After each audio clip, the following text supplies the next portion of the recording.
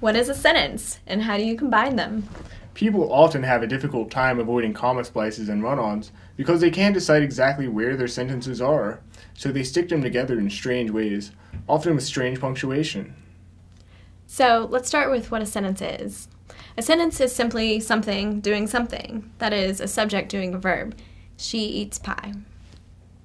She is a subject doing the verb eat. Remember, a subject is simply a noun, that is, a person, place, or thing.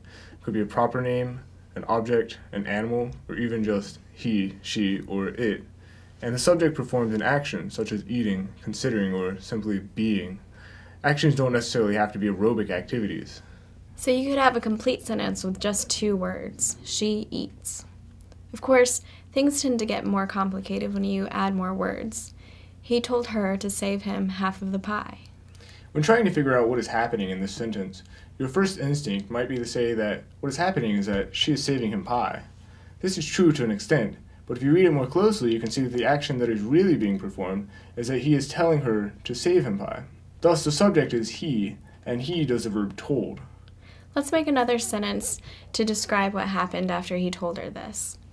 The pie was gone when he wanted some. The subject is pie, and it was gone.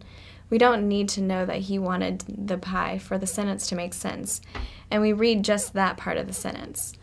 When he wanted some, it doesn't make sense. The pie was gone. So again, the subject pie was gone, and this can stand alone. This can be confusing because the verb was gone is actually a verb phrase.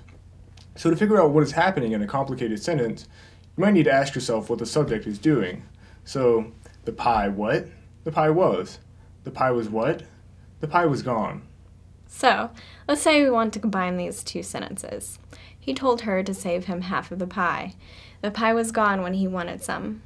There are a few ways to do this. The best way might be with a simple comma but. He told her to save him half the pie, but the pie was gone when he wanted some. Note that, although they might not work in this case, you could also use a comma and, or a comma or a comma but. These essentially work in the same way as a period. Furthermore, a semicolon functions similarly. He told her to save him half of the pie. The pie was gone when he wanted some. More often, I think people work the other way around, trying to punctuate a long thought instead of combining sentences, and that's why you have to pay attention to your subjects and verbs. Let's try another way to combine sentences. She walks on Thursdays and she runs on Fridays. If you cover up the first half of the sentence, it can stand alone. Same with the second half. She walks on Thursdays, she runs on Fridays. So we know we have 2 complete sentences, and we can see that each sentence has the same subject, but the subject performs a different action in each sentence. This might be a good way to combine them. She walks on Thursdays and runs on Friday. So what's going on here? We still have one subject, she, but she is performing more than one verb or action. We're basically making a list of actions that the subject performs, but we can't put a comma before and because that makes it function like a period, remember?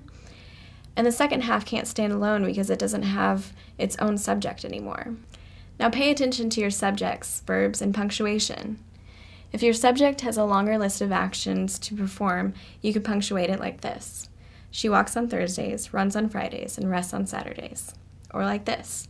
She walks on Thursdays and runs on Fridays. She rests on Saturdays.